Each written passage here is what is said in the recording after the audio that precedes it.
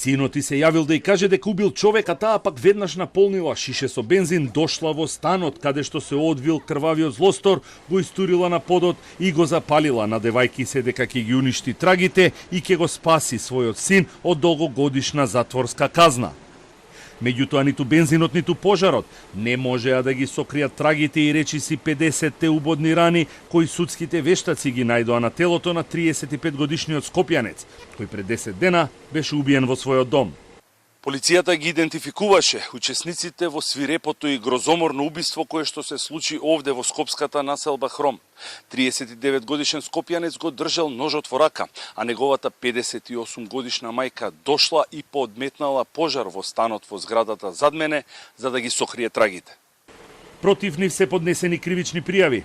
Осомничениот за убиство е во бегство, се бара со потерница, а на неговата мајка е одреден 30-дневен притвор.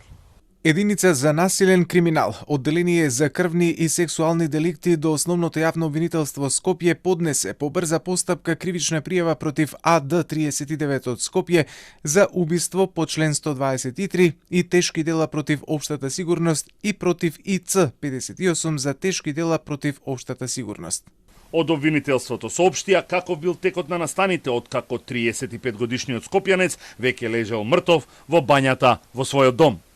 По настанот, тој се јавил повеќе пати телефонски кај неговата мајка, која зела пластично шише и отишла до најблиската бензинска пумпа, купила литар и пол гориво и во соизвршителство со синот подметнале пожар со намера да ги прикријат трагите за извршеното свирепо убиство.